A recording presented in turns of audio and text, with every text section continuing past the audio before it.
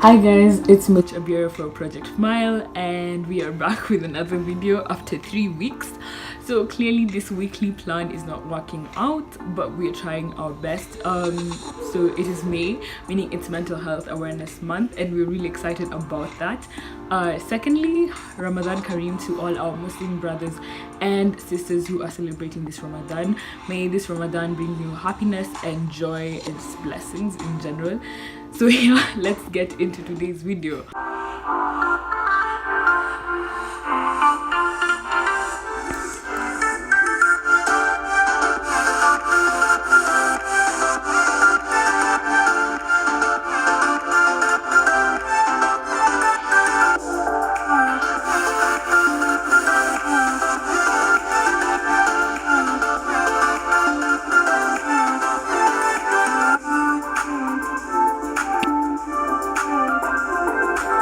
So today we will be talking about cyberbullying, and in our last Instagram post we did talk about why people cyberbully, and we just decided why not make a full video diving into the topic.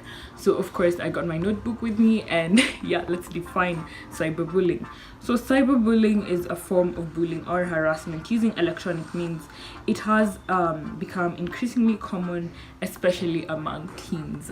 So yes, we have cyberbullying and then we have bullying. So let's define bullying. So bullying is to seek to harm, intimidate, or coerce somebody viewed as vulnerable. So I have my own story on cyberbullying. I never thought I would have my own story on cyberbullying, but I do, guys, I do. So last week on Sunday was a very dark day for me. What happened is I was on WhatsApp as usual, and then I see a message from our group chat on Fmile, and I'm like, okay, let me read this message. And basically it was just a bunch of mean comments posted on Project Fmile's page, and they were really mean. Okay, it wasn't like mean, but it was just really mean. And there were like 4 accounts or something, and all these 4 accounts were like freshly started. I could say they're freshly started because they had 0 followers, 0 posts, and maybe 0 following, or like people that following was 0 or 2 or 3 or something of the sort. And then came the words that they said.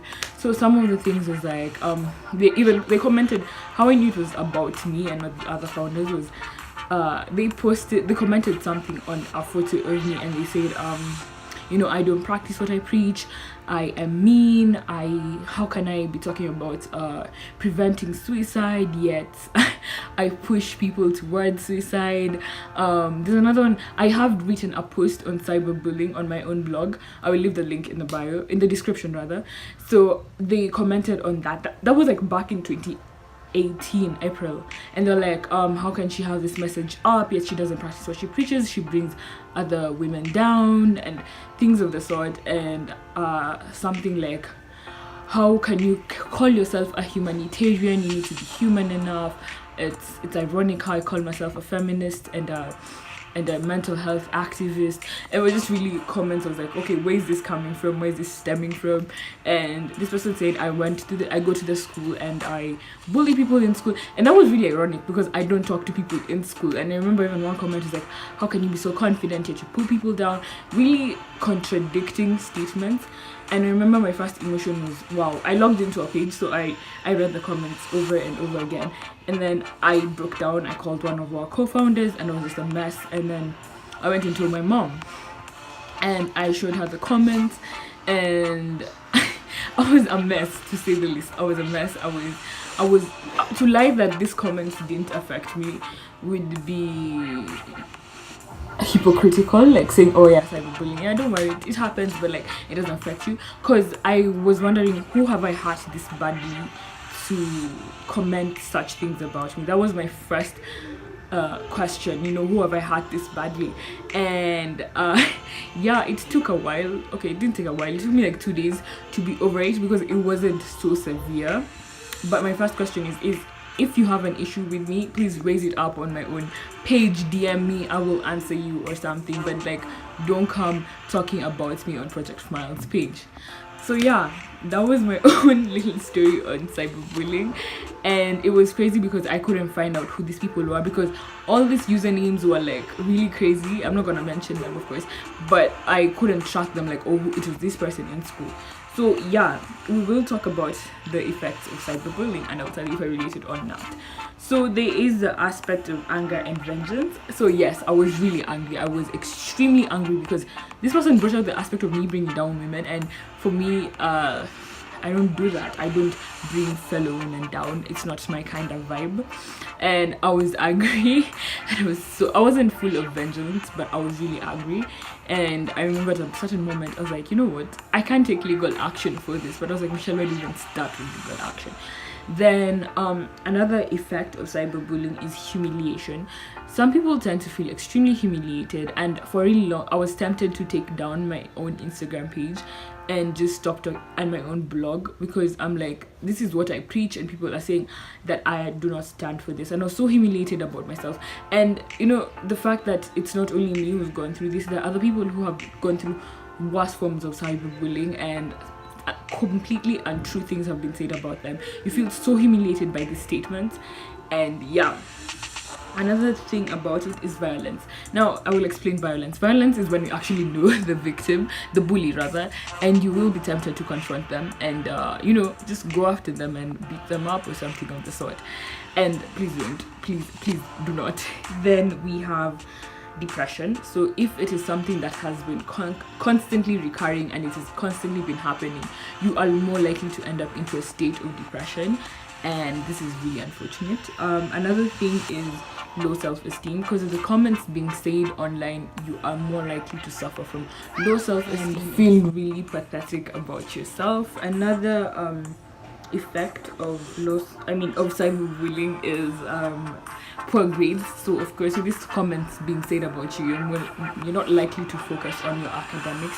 You're more likely to focus on the statements that were said and all that, etc. Then there's health problems. Studies have shown that people who have been cyberbullied are more likely to develop heart problems and obesity and diabetes, which is really unfortunate. And then the last effect of cyberbullying is suicidal thoughts. Since we've talked about depression, someone is more likely to also have suicidal thoughts because of the comments being said about them. So yeah.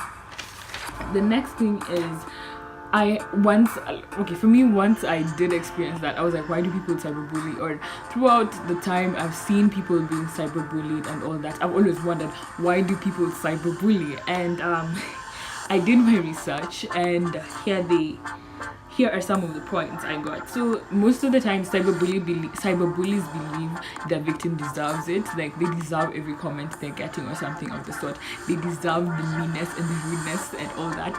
They do believe that.